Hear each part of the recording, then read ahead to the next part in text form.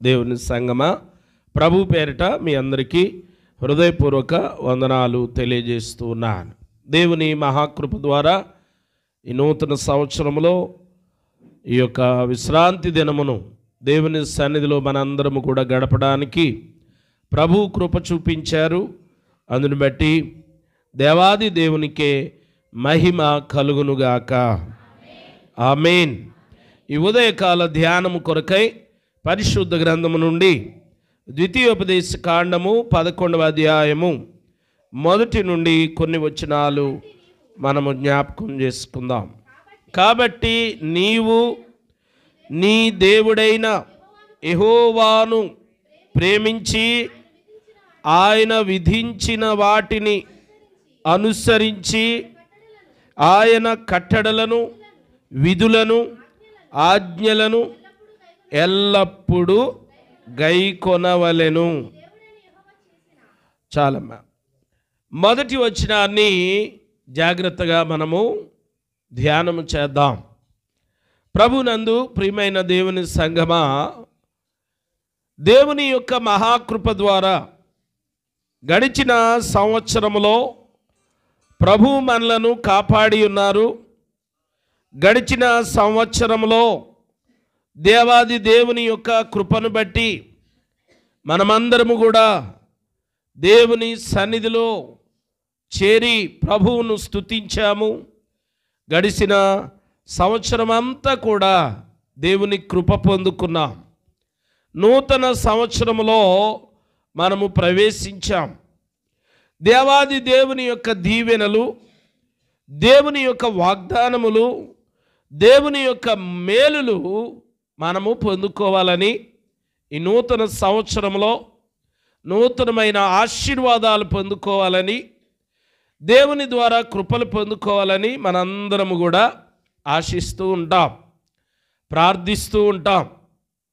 సంవత్సరాది మొదలుకొని సంవత్సరాంతము వరకు దేవుని కనుదృష్టి మనపైన ఉండాలని మరి మనం కోరుకుంటూ ఉంటాం, ప్రార్థిస్తూ ఉంటాం.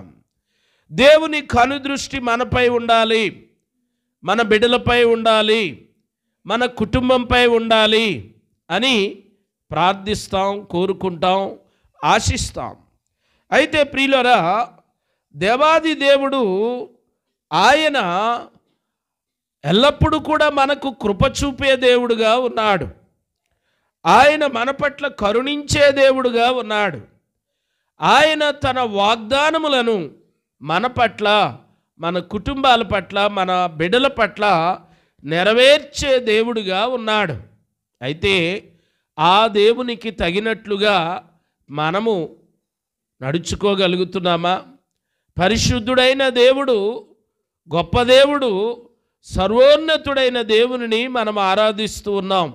ఆయన కృపలను పొందుకోవడానికి ఆశపడుతూ ఉన్నాం. ఆయన దయను పొందుకోవడానికి ప్రార్థిస్తూ ఉన్నాం. అయితే ఆయన విధించినటువంటి, ఆయన చెప్పినటువంటి మాటలను మనము పాటించేవారిగా మనం ఉండాలి. దేవుని కనుదృష్టి నీపై ఉండాలంటే, నీ కుటుంబంపై ఉండాలంటే, నీ ఇంటిపై ఉండాలంటే ఏమి చేయాలి? ఏ విధముగా మనము నడుచుకోవాలి? ఏ విధముగా మనం ఉంటే దేవుని కృప పొందుకోగలుగుతాం? మనము ప్రార్థించిన ప్రార్థనకు జవాబు పొందుకోగలుగుతామో? ఈ నూతన సంవత్సరంలోనైనా ఈ విధముగా మనము నడుచుకోవడానికి కొన్ని విషయాలు మనము జ్ఞాపకం చేసుకుందాం.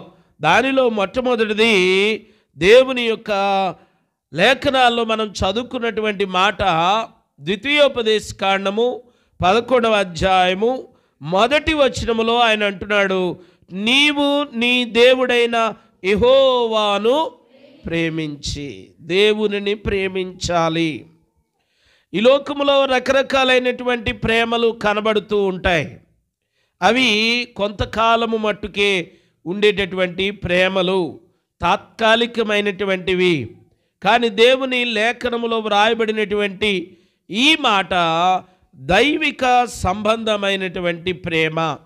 దేవునిని ప్రేమించాలి, దేవునిని ప్రేమించాలి. దేవునిని ప్రేమించిన వారు ఏం చేస్తారు కూడా, ఆ తరువాత మాటల్లో చెబుతున్నాడు, ఆయన విధించిన వాటిని అనుసరించాలి, ఆయన కట్టడలను విధులను ఆజ్ఞలను ఎల్లప్పుడూ గైకొనాలి. ఇది దేవునిని ప్రేమించే వారి యొక్క లక్షణం. ప్రభునందు ప్రియులరా, దేవునిని ప్రేమిస్తున్నామా, లోకాన్ని ప్రేమిస్తున్నామా? ఈ లోక స్నేహం దేవునితో వైరము అని దేవుని వాక్యం మనతో తెలియపరుస్తూ ఉన్నది. ప్రభునందు ప్రియులరా, ఈ లోకంతో స్నేహం చేస్తూ ఉంటే, ఈ లోకంలో ఉన్న వాటిని మనము ప్రేమిస్తూ ఉంటే, ఈ లోకములో ఉన్న వాటి కొరకై ఎదురు చూచేవారిగా ఉంటే, ఈ లోకములో ఉన్న వాటి కొరకై మనము ఆశ కలిగి ఉన్నట్లయితే దేవునిని ప్రేమించలేం, దేవుని ఆజ్ఞలకు లోబడలేం, దేవుని విధులను అనుసరించలేం, దేవుని కట్టడలను పాటించలేం అనేటువంటి విషయాన్ని మనము జ్ఞాపకం చేసుకోవాలి. కనుకనే దేవుడు అంటున్నాడు, యెహోవాను నీవు ప్రేమించాలి. ఒకవేళ పాత సంవత్సరంలో గడిచిన దినాల్లో నీవు దేనినో ప్రేమిస్తూ వచ్చావేమో, ధనమును ప్రేమిస్తూ వచ్చావేమో, నీకున్నటువంటి ఆస్తిని ప్రేమిస్తూ వచ్చావేమో, లేకపోతే నీకున్న పేరు ప్రతిష్టలను ప్రేమిస్తూ వచ్చావేమో, లేకపోతే వేరే లోకములో ఉన్నటువంటి వాటిని నువ్వు ప్రేమిస్తున్నావేమో. దేవుడు చెబుతున్నాడు, దేవుని దీవెనలను నువ్వు పొందుకోవాలనంటే అన్నిటికంటే మిన్నగా దేవునిని ప్రేమించే వ్యక్తిగా నీవు ఉండాలని దేవుని వాక్యం మనతో మాట్లాడుతూ ఉన్నది. దేవునికి స్తోత్రం, హల్లెలూయా. ప్రభునందు ప్రియులరా, దేవుని కంటే ఎక్కువగా మనము దేనినైతే చూస్తామో అది మరి దానిని మనం ప్రేమిస్తున్నట్లు లెక్క అవుతుంది. దేవునిని ప్రేమిస్తే దేవునికి నీవు మొదటి స్థానం ఇస్తావు. దేవునిని ప్రేమించేవాడిగా నీవు ఉంటే దేవుని ఆజ్ఞలకు మొదటి స్థానం ఇస్తావు. దేవుని కట్టడలు నీకు ఫస్ట్ ప్రిఫరెన్స్లో ఉంటాయి, ప్రధానమైనటువంటివిగా ఉంటాయి. దేవుని కట్టడలు తర్వాతే ఏదైనా, దేవుని తర్వాతే ఏదైనా, దేవుని ఆజ్ఞలు తర్వాతే ఏదైనా అనేటువంటి ఆలోచన గనక నీవు కలిగి ఉంటే నిజముగా నీవు దేవునిని ప్రేమించిన వ్యక్తిగా ఉంటావు. ప్రభునందు ప్రియులరా, దేవునిని ప్రేమించేవారిగా మనం ఉండాలి. ఒకవేళ దేవుని కంటే ఎక్కువగా ఎవరినైనా మరి కలిగి ఉండి, లేకపోతే ఎవరినైనా ప్రేమించి దేనినైనా దేవునికి ఎక్కువగా నువ్వు చేసుకుంటున్నట్లయితే నువ్వు దేవుని అనుగ్రహాన్ని, దేవుని యొక్క మరి దీవెనలు నీవు పొందుకోలేవని దేవుని వాక్యం తెలియజేస్తుంది. ఈ సంవత్సరంలోనైనా దేవునికి మొదటి స్థానం ఇద్దాం. దేవునికి ప్రథమ ప్రాధాన్యతను మనము ఇచ్చేవారముగా మనం ఉండాలని, ప్రతి విషయంలో దేవునిని ముందు పెట్టాలి, దేవునికి గౌరవాన్ని ఇవ్వాలి, దేవునిని ప్రేమించేవారిగా మనం ఉండాలని దేవుని యొక్క వాక్యము మనతో మాట్లాడుతుంది. ప్రియమైన దేవుని బిడ్డలారా, దేవుని సన్నిధిలో మనం ఒప్పుకుందాం. అయ్యా, గడిచిన సంవత్సరాల్లో నీవు నాకు ఇచ్చినటువంటి దినాల్లో, గడిచిన దినాల్లో అయ్యా నిన్ను ప్రేమించలేకపోయాను, నిన్ను ముందు పెట్టలేకపోయాను, నీకు మొదటి స్థానాన్ని ఇవ్వలేకపోయాను, నన్ను క్షమించయ్యా అని ప్రభువును వేడుకున్నట్లయితే ఆయన క్షమించే దేవుడు. ఈ సంవత్సరంలోనైనా దేవునికి మొదటి స్థానాన్ని ఇవ్వడానికి ప్రయత్నం చేయాలని ప్రభు పేరట మీకు తెలియజేస్తున్నాను. తరువాత దేవునిని ప్రేమిస్తున్నానండి నేను అని చెబితే సరిపోదు. నిజముగా నీవు దేవుణ్ణి ప్రేమిస్తే ఏం చేస్తావంటే ఆయన ఆజ్ఞలను, ఆయన కట్టడలను, ఆయన విధులను నీవు గైకొంటావు. దేవునిని ప్రేమిస్తున్నానండి నేను, అన్నిటికంటే ఎక్కువగా ఆయన్నే ఇష్టపడతానండి, ఆయనకే ప్రథమ ప్రాధాన్యతని ఇచ్చేస్తానని నోటితో చెప్పడం కాదు. నీవు దేవుని ఆజ్ఞలు పాటించగలగాలి, ఆయన విధులను పాటించగలగాలి, ఆయన యొక్క కట్టడలను నీవు పాటించగలిగినట్లయితే తప్పనిసరిగా దేవాది దేవుని యొక్క దీవెనలను మనము పొందుకోగలుగుతాం. కాబట్టి ప్రియులరా, ఆయన ఆజ్ఞలు అనగానే మనకి మరి పాత నిబంధనలో దేవుడు మోషే ద్వారా అనుగ్రహించినటువంటి 10 ఆజ్ఞలు మనకు గుర్తొస్తాయి.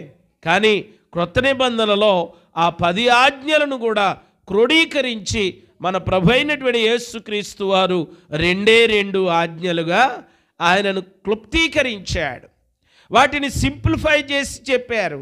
ఆ 2 ఆజ్ఞలలోనే 10 ఆజ్ఞల యొక్క సారాంశము ఇమిడి ఉన్నది. కాబట్టి వాటిని మనం గైకొనే వారిగా మనం ఉండాలి. కట్టడలను గైకొనాలి. అనగా సంఘమునకు కొన్ని కట్టడలు ఉంటాయి, వాటిని కూడా మనం పాటించాలి. దేవుడు మనకిచ్చిన విధులు ఉంటాయి, ఆ విధులను మనము పాటించాలి. దేవుడు మనకిచ్చిన ఆజ్ఞలను మనము పాటించే వారముగా మనం ఉండాలి. సంఘ క్రమాన్ని పాటించే వారముగా మనం ఉండాలి. అప్పుడే దేవాది దేవుని యొక్క దీవెనలను మనం పొందుకోగలుగుతాం. ప్రభునందు ప్రియులరా, దేవునిని ఎందుకు ప్రేమించాలి మనం అనేటువంటి ప్రశ్న గనుక వేసుకున్నట్లయితే దానికి కూడా పరిశుద్ధ లేఖనం చక్కని జవాబు ఇస్తుంది. 1 యోహాను పత్రిక 4వ అధ్యాయము 8వ వచనాన్ని జ్ఞాపకం చేసుకుందాం. 1 యోహాను పత్రిక 4వ అధ్యాయము 8వ వచనం, దేవుడు ప్రేమస్వరూపి, ప్రేమ లేనివాడు దేవునిని ఎరుగడు. మనము ఆయన ద్వారా జీవించినట్లు దేవుడు తన అద్వితీయ కుమారుని లోకములోనికి పంపెను. దీని వలన దేవుడు మనయందుంచిన ప్రేమ ప్రత్యక్షపరచబడెను. మనము దేవుని ప్రేమించితిమని కాదు, తానే మనలను ప్రేమించి మన పాపములకు ప్రాయశ్చిత్తమై ఉండుటకు తన కుమారుని పంపెను. ఇందులో ప్రేమ ఉన్నది. దేవునిని ఎందుకు ప్రేమించాలి అని అంటే ఇక్కడ చక్కని జవాబు ఉన్నది. ఎందుకంటే ఆయన మొదటిగా మనల్ని ప్రేమించాడు. మనము దేవునికి దూరమై ఉన్నవారంగా ఉన్నప్పటికీ, దేవునిని ఎరుగని వారముగా ఉన్నప్పటికీ, దేవునికి దూరంగా లోకములో మనము బ్రతుకుచున్నప్పటికీ కూడా ఆయన మొదటిగా మనల్ని ప్రేమించాడటండి. దేవునికి స్తోత్రం. చూడండి, 1 యోహాను పత్రిక 4వ అధ్యాయము 8వ వచనములో మనం గమనించినప్పుడు 10వ వచనములో అంటాడు, మనము దేవునిని ప్రేమించితిమని కాదు, తానే మనలను ప్రేమించాడు.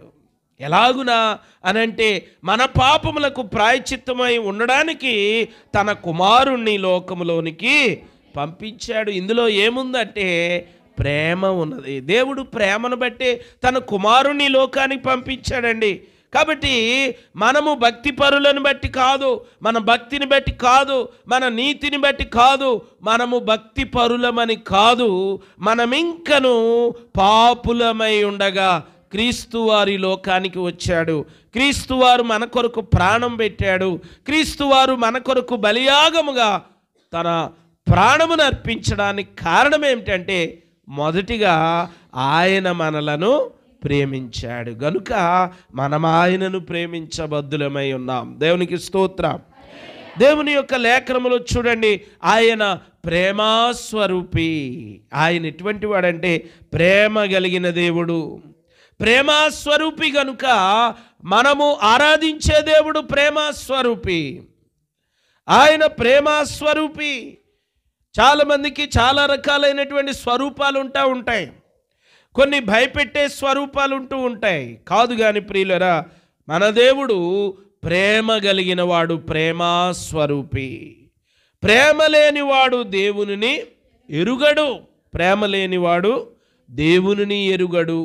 ప్రియమైన దేవుని బిడ్డలారా, ప్రేమ లేనివాడు దేవునిని ఎరుగడు. కారణం ఏమిటంటే ప్రియమైన దేవుని బిడ్డలారా, మనము కూడా ప్రేమ కలిగి ఉండాలి. దేవునిని ప్రేమించడమే కాదు, దేవుని వాక్యం చెబుతుంది నీ పొరుగు వారిని కూడా నీవు ప్రేమించాలి. కాబట్టి ప్రియులారా, దేవుడు చెప్పిన 2 ఆజ్ఞల్లో మనము సింపుల్గా చెప్పాలనంటే మొదటిది దేవునిని ప్రేమించుట, రెండవది నీ పొరుగు వారిని ప్రేమించుట. ఈ రెండిటిలోనే మొత్తం మన యొక్క జీవితంలో ప్రభువు కొరకు బ్రతికే నియమాలన్నీ ఇందులోనే ఉన్నాయి. కాబట్టి ప్రియులరా, దేవుడు ప్రేమ స్వరూపి. ప్రేమ లేనివాడు దేవునిని ఎరుగడు. నిజమే, ప్రేమ లేకుండా మనం ఉండకూడదు. మన పొరుగు వారి పట్ల, మన బంధువుల పట్ల, మన కుటుంబీకుల పట్ల ప్రేమ కలిగి మనము నడుచుకోవాలి. ప్రియమైన దేవుని బిడ్డలారా, ప్రేమ లేనివాడు దేవునిని ఎరుగడు. కాబట్టి ప్రియులారా, కొరింథీ పత్రికలో కూడా ప్రేమను గూర్చి అపోస్తుడైన పౌలు ఒక అధ్యాయమే మొత్తం రాశాడు.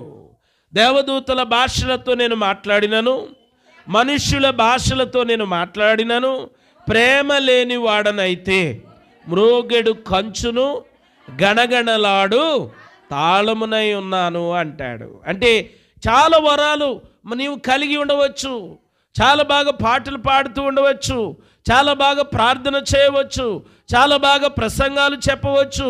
కానీ పొరుగు వాని పట్ల, నీ స్నేహితుడి పట్ల, నీ ఇరుగు పొరుగు పట్ల, నీ ప్రక్కనుండేటటువంటి కుటుంబం పట్ల నీవు ప్రేమ లేని వాడవైతే ఏమని చెప్తున్నాడంటే మ్రోగెడు కంచును గణగణలాడు తాళమునై ఉన్నావు అని దేవుని వాక్యం తెలియజేస్తూ ఉంది. కాబట్టి ప్రియమైన దేవుని బిడ్డలారా, ఆ రీతిగా కాదు, ప్రేమ కలిగి నడుచుకోవాలని దేవుని వాక్యం తెలియపరుస్తుంది.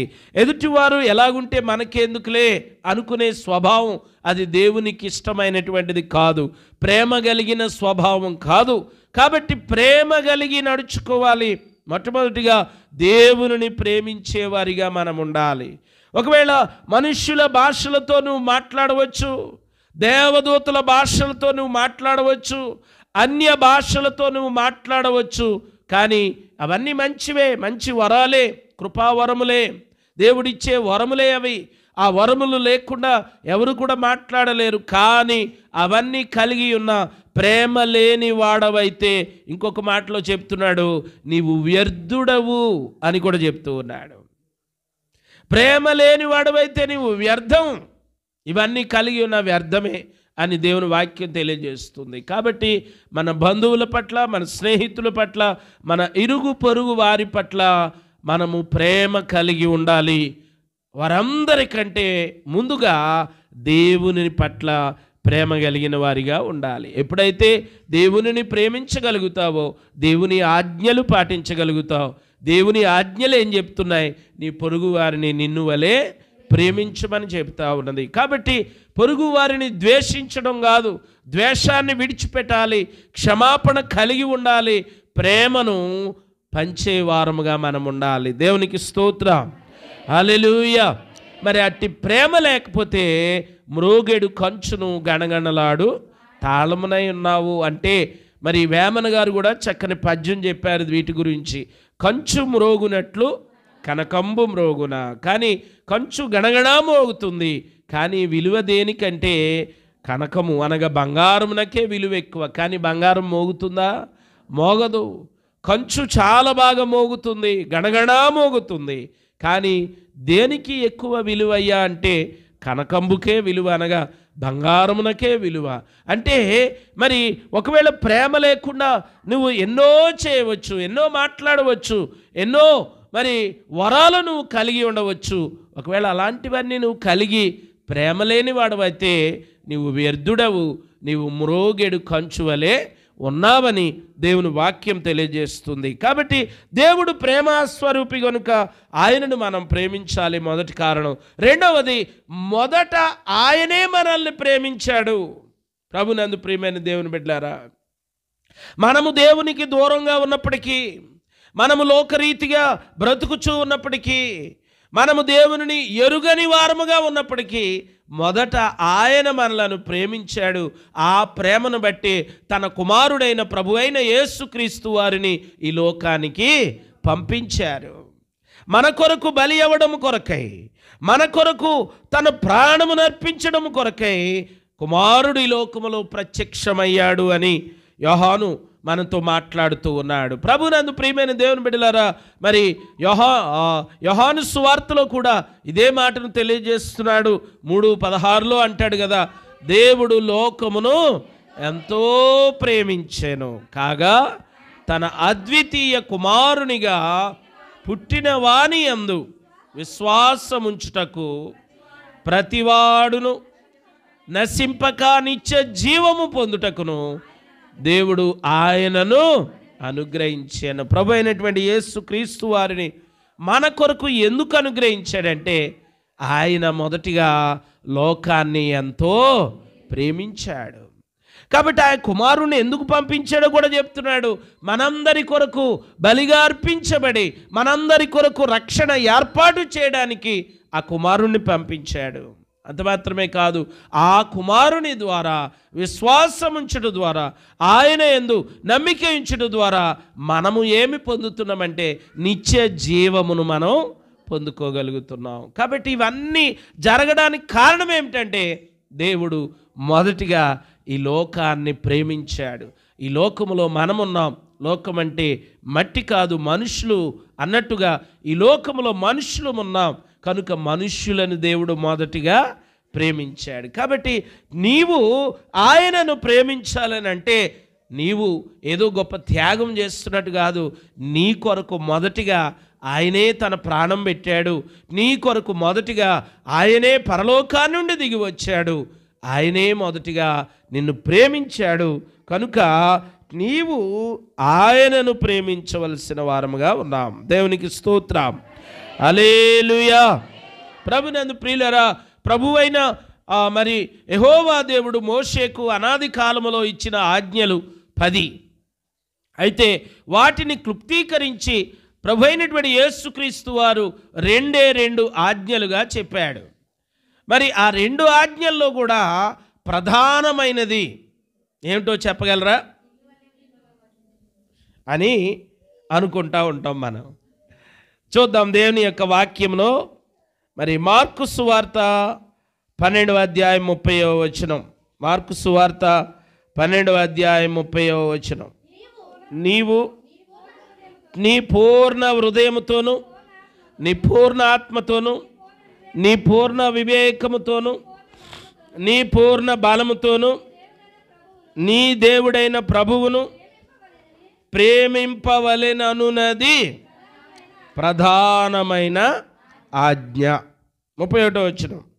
రెండవది, నీవు నిన్ను వలె నీ పొరుగువానిని ప్రేమింపవలెననున్నది 2వ ఆజ్ఞ.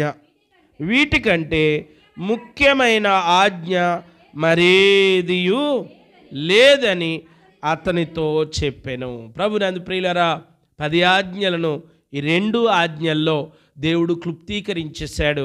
ఈ రెండిటిలోను కూడా మొట్టమొదటి ఆజ్ఞ ఏమిటో తెలుసా? నీ దేవుడైన ప్రభువును ప్రేమించాలి. ఇది మొదటి ఆజ్ఞ, ప్రధానమైన ఆజ్ఞ. కాబట్టి ప్రియులరా, రెండవది నిన్ను వలె నీ పొరుగువానిని ప్రేమించాలి. అంటే ఫస్ట్ ప్రిఫరెన్స్ ఎవరు? దేవుడే. తరువాత నీ పొరుగువాడు, లేదా ఇంకా మిగిలిన వారందరూ కూడా వస్తారంటే నీవు దేవునిని ప్రేమించగలిగితేనే ఆయనకు మొదటి ప్రాధాన్యత నీవు ఇవ్వగలుగుతావు. కాబట్టి ప్రియులరా, ఆ దేవునిని ఎలాగున ప్రేమించాలో కూడా ఇక్కడ చెప్తున్నాడు. నీ పూర్ణ హృదయముతో, నీ పూర్ణ ఆత్మతో, నీ పూర్ణ వివేకముతో, నీ పూర్ణ బలముతో ప్రభువును ప్రేమించాలటండి. ప్రభునందు ప్రియులరా, చేయగలుగుతున్నామా? ద్వితీయోపదేశ కాండంలో మనం మొట్టమొదటిగా చదువుకున్నటువంటి మాటలో ఒక మాట, చివరి మాట ఒకటి ఉంది 11వ అధ్యాయంలో. ఆయన అంటున్నాడు, ఆ ఆజ్ఞలు కట్టడలు ఎప్పుడు గైకొనాలట? ఎల్లప్పుడూ గైకొనాలి. మనం ఏం చేస్తాం? మనకు కుదిరినప్పుడు గైకొంటాం, మనకు వీలైనప్పుడు పాటిస్తాం, మనకు వీలు కానప్పుడు ఎగ్గొట్టేస్తూ ఉంటాం. చూసారా? కానీ దేవుని వాక్యం చెప్తున్న మాట ఏమిటంటే ఆయన ఆజ్ఞలు కట్టడలు విధులు ఎప్పుడు పాటించాలండి? ఎల్లప్పుడూ పాటించాలి. అప్పుడప్పుడు కాదండి. దేవునిని ప్రేమించాలి అనేటువంటి ఆజ్ఞ ఎల్లప్పుడూ కూడా పాటించగలగాలి, ప్రతి విషయంలో పాటించగలగాలి. కాబట్టి ప్రియులరా, దేవునిని ప్రేమించేవారిగా నీవు ఉండగలిగితే తప్పనిసరిగా దేవుని యొక్క కృపలు ఈ నూతన సంవత్సరంలో నువ్వు పొందుకోగలుగుతావు. ప్రియమైన సహోదరుడా, సహోదరి, నీవు వేటి వెనుకాల మరి ప్రేమ కలిగి తిరుగుతున్నావో తెలియదు, కానీ దేవుడు చెప్తున్నాడు, మొదటిగా నీ హృదయంలో మొదటి స్థానము దేవునికి ఉండాలి. దేవునికి స్తోత్రం. ప్రభునందు ప్రియులరా, మరి ఆ యొక్క సారేపతిలో ఉన్నటువంటి స్త్రీతో ఆ ప్రవక్త అయినటువంటి ఏలియా చెప్పినటువంటి మాట ఏమిటంటే, మొదటి అప్పమును నా కొరకు వేసి తీసుకురమ్మని చెప్పాడు. దేన్ని కోరుకుంటున్నాడు? ప్రభు మొదటి స్థానాన్ని కోరుకుంటూ ఉన్నాడు. అంతేగాని ఆయన ఎక్కడో చివర పెట్టడం కాదు, అందరికీ ప్రాధాన్యత ఇచ్చేసిన తర్వాత ఆయనను పిలవడం కాదు.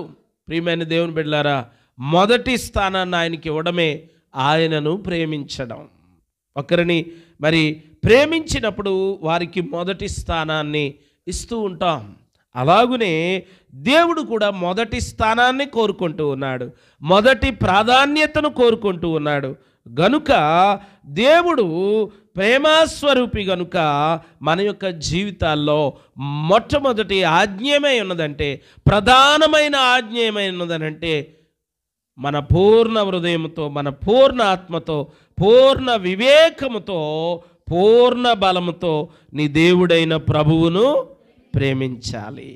కాబట్టి ప్రియమైన దేవుని బిడ్డలారా, అది మన ప్రభువును మనము ప్రేమించే వారిగా మనం ఉండగలిగితే దేవుని యొక్క కృపలను మనము పొందుకోగలుగుతాం. కారణం ఏమిటంటే, మొదటిగా ఆయనే మనలను ప్రేమించాడు. దేవునికి స్తోత్రం, హల్లెలూయా. కాబట్టి ప్రియులరా, ఈ నూతన సంవత్సరంలో దేవుని ఆశీర్వాదాలు, దీవెనలు, దేవుని కృపలను మనం పొందుకోవాలంటే మనం ఎలా ఉండాలి? దేవుణ్ణి ప్రేమించే వారిగా మనం ఉండాలి. దేవునికి స్తోత్రం, హల్లెలూయా. రెండవ మాటలోనికి వెళ్తున్నాను. ద్వితీయోపదేశకాండము 11వ అధ్యాయము 13వ వచనం. ద్వితీయోపదేశకాండము, నీ పూర్ణ హృదయముతోను నీ పూర్ణ ఆత్మతోను ఈ దేవుడైన యెహోవాను ప్రేమించి ఆయనను సేవించవలెనని. చాలమ్మా. రెండవ భాగం ఏంటంటే, ఆయనను సేవించాలి, ఆయనను సేవించాలి.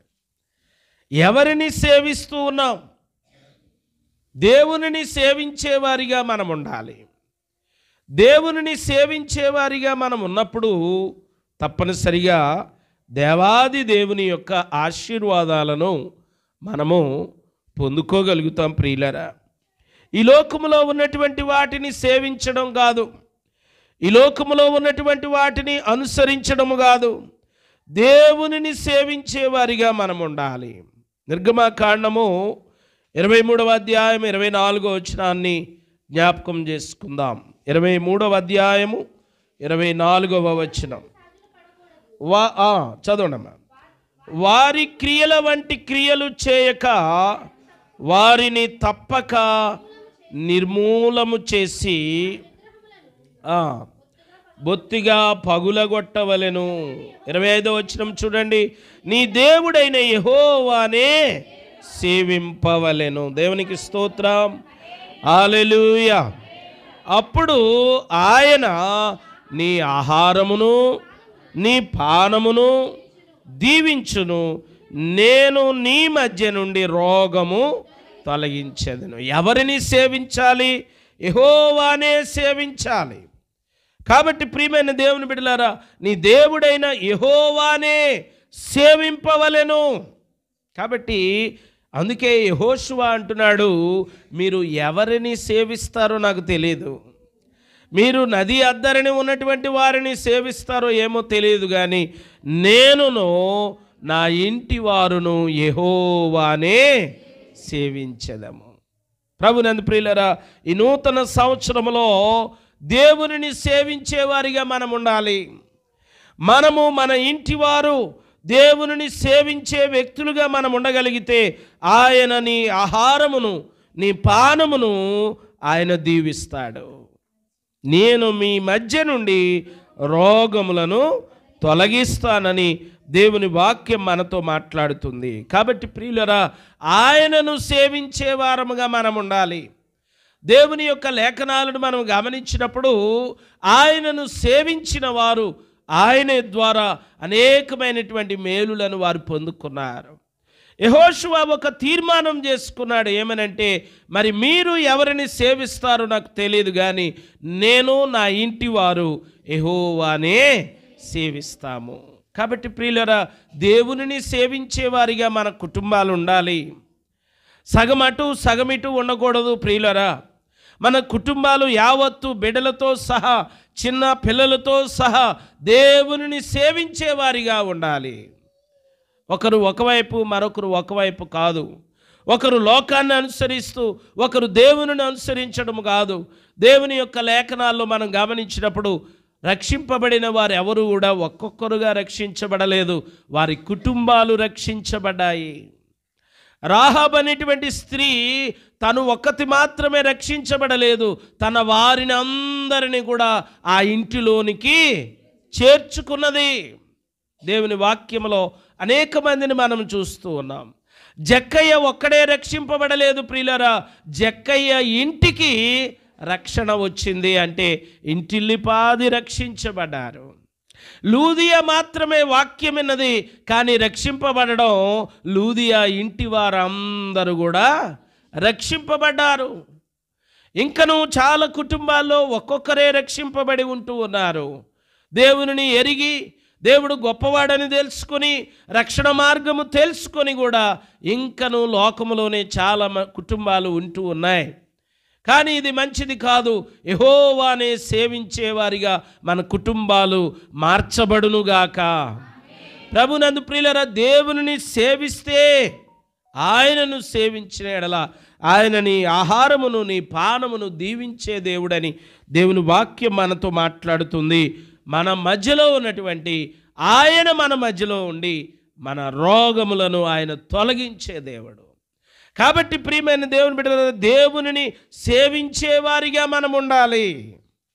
కాబట్టి ప్రియులరా, మన ఇంటి వారందరము కలిసి ప్రభువుని స్తుతిస్తే ఆ కుటుంబాలు ఆశీర్వాదకరంగా ఉంటాయి.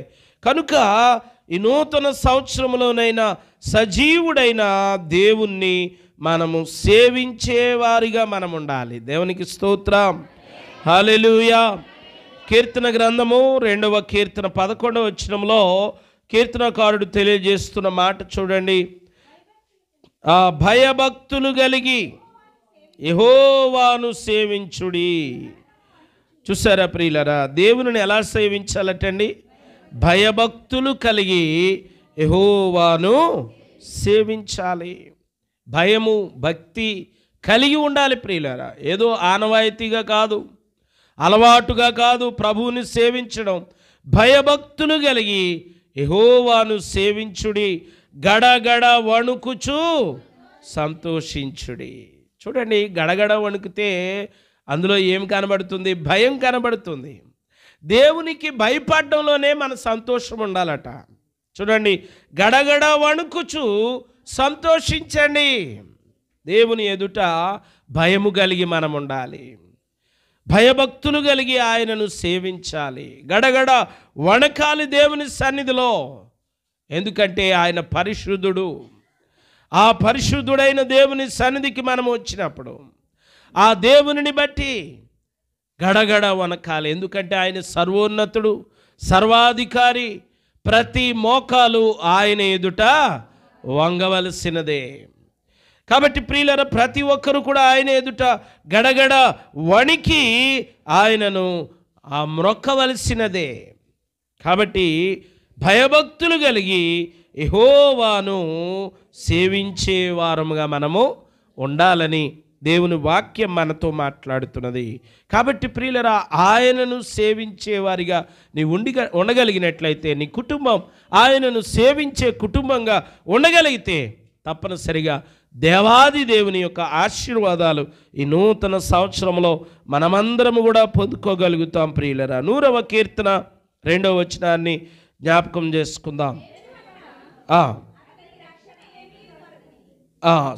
2వ వచనం, సంతోషముతో యెహోవాను సేవించుడి, ఉత్సాహగానము చేయుచు ఆయన సన్నిధికి రండి. ప్రభునందు ప్రియులరా, చూడండి ఇక్కడ మా దేవుడు చెప్తున్న మాట, దేవుణ్ణి ఎలా సేవించాలటండి? సంతోషముతో యెహోవాను సేవించుడి. దేవుని సేవించేది ఆ విచారంగా కాదండి, తప్పట్లేదు అన్నట్టుగా కాదు, ఇబ్బంది పడుతూ కాదు. దేవునిని ఎలా సేవించాలంటే సంతోషముగా సేవించాలి. దేవునిని సంతోషముగా, నువ్వు ఇష్టపూర్వకముగా దేవుణ్ణి సేవించాలి. అప్పుడు దేవుని ద్వారా గొప్ప మేలులు నువ్వు పొందుకోగలుగుతావు.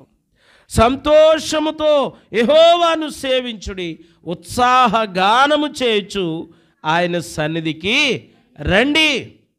ప్రభునందు ప్రియులరా, దేవుని సన్నిధికి ఎలా రావాలట? ఉత్సాహగానము చేయొచ్చు, అంటే ఉత్సాహముగా పాటలు పాడుకుంటూ దేవుని సన్నిధికి రావాలి.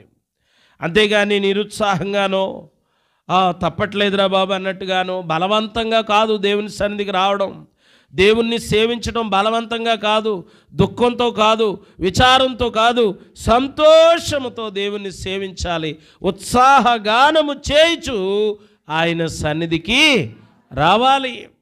కాబట్టి ప్రభునందు ప్రియమైన దేవుని బిడ్డలారా, ఉత్సాహగానము చేస్తూ ఆయన సన్నిధికి రాగలుగుతున్నామా? పొద్దున్నే పెట్టేశారు అని అనుకుంటూ వస్తున్నామా? ప్రభునందు ప్రియులారా, ఉత్సాహముగా దేవుని సన్నిధికి రావాలి. కాబట్టి ప్రియమైన దేవుని బిడ్డలారా, సంతోషముగా దేవుని సన్నిధికి రావాలి. కాబట్టి దేవుని వాక్యం మనతో మాట్లాడుతుంది, యెహోవాను సేవించే వారిగా మనం ఉండాలి. దేవునికి స్తోత్రం. మూడవ విషయము, దేవుని కృపలు, దేవుని ఆశీర్వాదాలు ఈ నూతన సంవత్సరంలో మనము మన కుటుంబాలు పొందుకోవాలనంటే మొట్టమొదటిది దేవునిని ప్రేమించాలి, రెండవది దేవుణ్ణి సేవించాలి, మూడవది అన్ని విషయములలోనూ మనము జాగ్రత్త గలవారై ఉండాలి. ఈ మూడు విషయాలు కూడా ఒక వచనంలోనే ఉన్నాయి. ద్వితీయోపదేశకాండము 11వ అధ్యాయము, ద్వితీయోపదేశకాండము 11వ అధ్యాయము 16వ వచనం చూడండి. మీ హృదయము మాయలలో చిక్కి త్రోవ విడిచి ఇతర దేవతలను పూజించి వాటికి నమస్కరింపకుండా మీరు జాగ్రత్త పడుడి. జాగ్రత్త కలిగి ఉండమని కూడా ఇక్కడ ప్రభువు వారు మనతో మాట్లాడుతూ ఉన్నారు. 13వ వచనం చూడండి. 13వ వచనం, కాబట్టి మీ పూర్ణ హృదయముతోనూ నీ పూర్ణ ఆత్మతోనూ మీ దేవుడైన యెహోవాను ప్రేమించి, మొదటిది ఆయనను సేవించి, రెండవది నేడు నేను మీకు ఇచ్చు ఆజ్ఞలను మీరు జాగ్రత్తగా విని ఎడల జాగ్రత్త వహించాలి. మూడవది జాగ్రత్తగా ఉండమని ఎప్పుడు చెప్తామండి? జాగ్రత్త అని ఎప్పుడు చెప్తాం? అపాయం ఉన్నప్పుడు చెప్తాం, ఆపద ఉండేటప్పుడు చెప్తాం. ఆపదకు లేదా అపాయానికి అవకాశం ఉన్నప్పుడు జాగ్రత్త అని చెప్తాం. ఇక్కడ ప్రభువు కూడా నీ విశ్వాసము గూర్చి నీవు జాగ్రత్తగా ఉండమని దేవుని వాక్యం మనతో మాట్లాడుతుంది. ప్రియమైన దేవుని బిడ్డలారా, జాగ్రత్త కలిగి ఉండండి. కనుక జాగ్రత్త కలిగి ఉండాలి. దేవుని మార్గములో నడవాలనంటే జాగ్రత్త కలిగి ఉండాలి. దేవుని మార్గములో నీ విశ్వాసాన్ని కాపాడుకోవాలనంటే జాగ్రత్త కలిగి ఉండాలి. దేవుని మార్గములో నీవు నడవాలనంటే నీ విశ్వాసమును పోగొట్టుకోకుండా, జారిపోకుండా, పడిపోకుండా ఉండాలంటే నువ్వు జాగ్రత్త కలిగి జీవించాలి. ఈ నూతన సంవత్సరంలో దేవుని యందు జాగ్రత్త కలిగి నడుచుకోవాలి. ప్రభునందు ప్రియులరా, మరి ట్రాఫిక్ నిబంధనల్లో కొన్ని జాగ్రత్తలు చెబుతూ ఉంటారు. ఈ యొక్క మలుపు ప్రమాదకరమైన మలుపు కాబట్టి జాగ్రత్తగా వెళ్ళండి, ఆగి నెమ్మదిగా వెళ్ళండి అని బోర్డులు పెడతా ఉంటారు. వాటిని పాటించాలి. పాటిస్తే ప్రమాదాలు జరగవు. ఆ బోర్డులు అలాగే ఉంటాయిలే, ఆ జాగ్రత్తలు మాకు కాదులే అన్నట్టుగా మన ఇష్టం వచ్చినట్లు మనం వెళ్ళిపోతే ప్రమాదానికి గురి అవుతాం, నష్టపోతాం. అలాగే ప్రభువు కూడా మనకు జాగ్రత్త చెప్తున్నాడు. నీ విశ్వాసాన్ని కాపాడుకో, నీ యొక్క విశ్వాసాన్ని జాగ్రత్తగా కాపాడుకో. ఒక విశ్వాసములో ఉన్నావు, ఒక స్థిరమైన విశ్వాసములో ఉన్నావు, ఒక సంఘములో స్థిరంగా ఉన్నావు, ఒక విశ్వాసాన్ని వెంబడిస్తూ ఉన్నావు. ఆ విశ్వాసాన్ని జాగ్రత్తగా కాపాడుకోవాలి. ఎందుకంటే మరి రానున్నటువంటి దినాల్లో విశ్వాసమును మరి చెడగొట్టేటటువంటి అనేక మంది రాబోతూ ఉన్నారు. నీ విశ్వాసాన్ని ప్రశ్నించేవారు రాబోతూ ఉన్నారు. ఎందుకంటే ఈ లోకంలో దేవుని వాక్యం చెబుతుంది, ఎవరిని మృంగుదునా అని గర్జించు సింహము వలె తిరుగుచున్నాడట సాతానుడు. ప్రభునందు ప్రియమైన దేవుని బిడ్డలారా, సాతానుడు యొక్క లక్షణం ఏమిటంటే ప్రభు దగ్గరకు వెళ్ళినప్పుడు, ప్రభు నువ్వు ఎక్కడి నుంచి వచ్చావు అని అడిగితే, నేను భూలోకంలో అటు ఇటు తిరుగుతూ వచ్చాను. ఎందుకు తిరుగుతున్నాడు అంటే వాడు ఎవరిని విశ్వాసంలో పడగొడదామా, ఎవరిని వెనక్కి లాగుదామా, ఎవరిని దేవుని వెంబడించకుండా చేద్దామా, వాడి పని అది. కాబట్టి ప్రియులరా, అట్టి పరిస్థితులు ఏర్పడినప్పుడు నీ విశ్వాసాన్ని నీవు జాగ్రత్తగా కాపాడుకోవాలి. కొన్ని సందర్భాల్లో నష్టం కలుగుతుంది, కష్టం కలుగుతుంది, శ్రమ కలుగుతుంది. అయినప్పటికీ మీకు కలిగిన దానిని గట్టిగా పట్టుకొనుడి అని చెప్తా ఉన్నాడు. అవును, నీకున్న విశ్వాసాన్ని నువ్వు కాపాడుకోవాలి, గట్టిగా పట్టుకోవాలి. దేవుని యందున్న నిరీక్షణ విడిచిపెట్టకూడదు. దేవుని యందున్నటువంటి ఆ యొక్క గొప్ప ఆ ధైర్యాన్ని విడిచిపెట్టకూడదు. ఎన్నో శోధనలు రావచ్చు, ఎన్నో ఆటంకాలు రావచ్చు. ప్రియమైన దేవుని బిడ్డలారా, మనము నెమ్మదిగానే ఉన్నాము, కానీ మన దేశంలోనే కొన్ని రాష్ట్రాల్లో దేవుని ఆరాధించుకోవడానికి అనేకమైన ఆటంకాలు కలుగుతూ ఉన్నాయి. విశ్వాసాన్ని కాపాడుకోవాలి. అపొస్తలుడైన పౌలు అంటాడు, మంచి పోరాటము పోరాడి తిని, నా పరుగు కడముట్టించి తిని, విశ్వాసమును కాపాడుకొంటిని అంటాడు. కాబట్టి విశ్వాసాన్ని కాపాడుకోవాలి. ఎన్నో వస్తాయి, ఎన్నో మాటలు వస్తాయి, ఎన్నో రకాలైన ఇబ్బందులు కలగవచ్చు. నువ్వు జాగ్రత్త కలిగి నీ విశ్వాసాన్ని నీవు కాపాడుకోవాలి. కాబట్టి ప్రియమైన దేవుని బిడ్డలారా, దేవుని ఆశీర్వాదాలు పొందుకోవాలంటే, దేవుని దీవెనలు పొందుకోవాలనంటే చూడండి 13వ వచనంలో చెప్తున్నాడు. మరొకసారి చదువుకుందాం.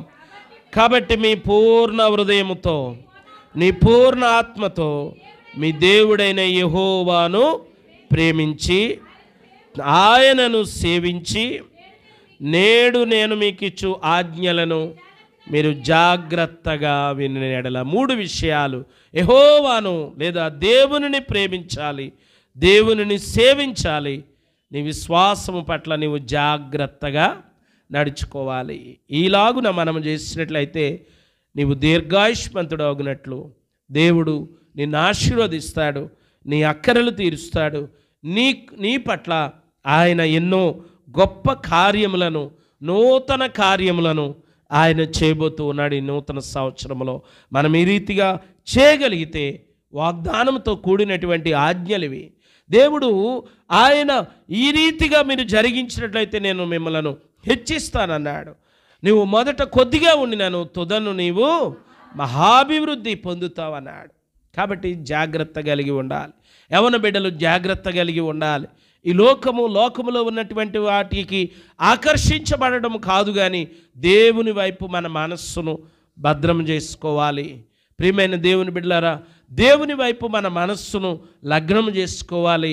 మన యొక్క గురి ఏమై ఉన్నది, మన యొక్క గమ్యం ఏమై ఉన్నది, మన యొక్క భవిష్యత్ ఏమిటి, వాటిపై మన దృష్టి పెట్టాలి, కానీ ఈ లోకం వైపు కాదు. లోకము, రంగుల లోకము ఆకర్షిస్తుంది. లోకం వైపుకు ఆకర్షించబడితే నీ యవ్వన జీవితాన్ని లోకములో గడిపితే దేవుని ఆశీర్వాదాలు నువ్వు పొందుకోలేవు. యవ్వన కాలమున దేవుని యొక్క కాడి మోయుట నరునికి మేలు. కాబట్టి ప్రియమైన దేవుని బిడ్డలారా, కనుకనే దేవుని యొక్క వాక్యము చెబుతుంది, యవ్వన కాలములో దేవుని యందు విశ్వాసం ఉంచి దేవునిలో నువ్వు నడిస్తే నీ జీవితం ఎంతో ఆశీర్వాదకరంగా ఉంటుంది. ప్రియమైన దేవుని బిడ్డలారా, యోసేపు చిన్ననాటి నుండి కూడా దేవుని యందు భయభక్తులు కలిగి జీవించాడు. చిన్నప్పటి నుండి సత్యాన్ని అనుసరించాడు, దేవునికి భయపడ్డాడు, దేవునినే పూజించాడు, దేవునినే సేవించాడు, దేవునినే ప్రేమించాడు. యోసేపు జీవితం ఎంత గొప్పగా ఉందంటే, కొంతమందికి అన్నం పెట్టేవాడిగా దేవుడు ఆయనను నిలబెట్టుకున్నాడు.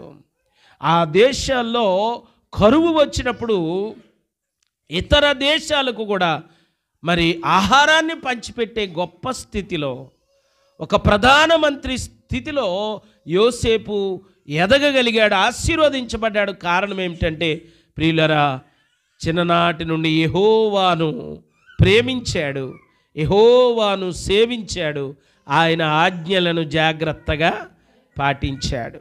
కాబట్టి ప్రియులరా, మన జీవితంలో కూడా యవ్వన బిడ్డలమైనటువంటి మీరు ఈ లోకాన్ని ప్రేమించడం కాదు, ఈ లోకాన్ని సేవించడం కాదు, దేవునిని ప్రేమిస్తే, దేవుని కొరకు ఎదురు చూడగలిగితే తప్పనిసరిగా యోసేపు వలె మిమ్మల్ని కూడా దేవుడు ఉన్నతమైన స్థితిలో నిలవబెడతాడు. దేవునికి స్తోత్రం, హల్లెలూయా. షడ్రకు, మేషకు, అబేద్నెగోలు, దానియేలు వీళ్ళందరూ కూడా యవనస్తులు దేవుని కొరకు నిలబడ్డారండి. కాబట్టి చాలామంది ఏమనుకుంటారంటే ఆ యవన కాలంలో కాదు భక్తి, యవన కాలంలో కాదు దేవుడు, ఆ వృద్ధాప్యంలోనూ పెళ్ళయ్యాక ఇంకా వయసు ఉందిలే అని అనుకుంటూ ఉంటారు. దేవుని లేఖనాలు చూడండి, మరి వారు యవ్వన కాలంలోనే దేవుని యందు భయభక్తులు కలిగి ఉన్నారు. ప్రియులరా, షడ్రకు మేషకు అబేద్నెగోలకు మరి రాజు ఒక ప్రత్యేకమైనటువంటి మెనూ ఏర్పాటు చేసి ఆ మెనూను చక్కని ఆహార పదార్థాలు, బలవంతమైన ఆహార పదార్థాలు, చాలా బలము కలిగినటువంటివి చాలా ఆహార పదార్థాలు మరి వారికి అప్పగిస్తే వారు ఏమంటున్నారు తెలుసా? ఇవన్నీ మాకు అలవాటు లేదు, ఇవన్నీ మేము తినము, ఇవన్నీ మేము తీసుకోము అంటే వారు ఒక నిబద్ధత కలిగిన బిడ్డలుగా ఉన్నారు. రాజు ఎదుట స్పష్టంగా చెప్పారు. అప్పుడు వాళ్ళ మీద పెట్టిన అధికారి అంటాడు, బాబు మీరు రాజ్యం కొరకు మిమ్మల్ని తయారు చేస్తున్నాడు రాజుగారు, మీరు రాజ్యానికి ఉపయోగపడాలని మిమ్మల్ని ఇవన్నీ రకరకాల ఆహార పదార్థాలు ఇచ్చి మీ ముఖాలు తేజస్సుగా ఉండాలని, మీ ముఖాలు బాగా ఉండాలని మరి రాజు ఈ ఆహార పదార్థాలన్నీ మీకు పెట్టమన్నాడయ్యా. మరి ఇవన్నీ మీరు తిననంటున్నారు, మరి మీరు తిన్నంటున్నారని నేను పెట్టకపోతే మీ ముఖాలు వికారంగా కనబడతాయి. అప్పుడు రాజుగారు ఏమో నన్ను శిక్షిస్తాడు, తినండ్రా బాబు అని బతిమాలుతాడు. అప్పుడు వాళ్ళు ఏమంటారో తెలుసా? మమ్మల్ని గమనించు, మేము కొన్ని దినములు మాకేదైతే అలవాటు ఉందో ఆ ఆహారాన్ని మేము భుజిస్తాము, ఆ విధంగానే మమ్మల్ని ఒక వారం గమనించు, మా ముఖములు తేజస్సుగా లేకపోతే అప్పుడు అడుగు మమ్మల్ని అని అంటారు. ఒక వారం 10 రోజులు వీళ్ళకి ఏదైతే అలవాటు ఉందో వీళ్ళ నియమం తప్పకుండా, వీరు యూదులు గనుక వారి నియమం తప్పకుండా వారి ఆహారమే వారు తీసుకున్నారు. రాజు నియమించిన ఆహారాన్ని వాళ్ళు తీసుకోలేదు, వాటిని అంగీకరించలేదు. కానీ 10 దినముల తరువాత వారి ముఖములట మిగిలిన వారి ముఖముల కన్నా తేజస్సుగా కనబడినాయట. దేవునికి స్తోత్రం, హల్లెలూయా. అంటే ఇక్కడ చెప్పవలసింది ఏమిటంటే వారు లోకములో కలిసిపోలేదు. రాజు ఆజ్ఞ కదా, దొరికింది కదా అవకాశం, ఫ్రీగా వస్తున్నాయి కదా అని అవన్నీ తినడానికి వారు అంగీకరించలేదు. ఎందుకంటే మాకు ఒక నియమం ఉన్నది, మాకు ఒక నిబద్ధత ఉన్నది, మేము వాటి జోలికి వెళ్ళం, దేవుడు మాకు ఆజ్ఞాపించాడు కనుక మా నియమమే మేము పాటిస్తామని ఖచ్చితంగా నిలబడ్డారు.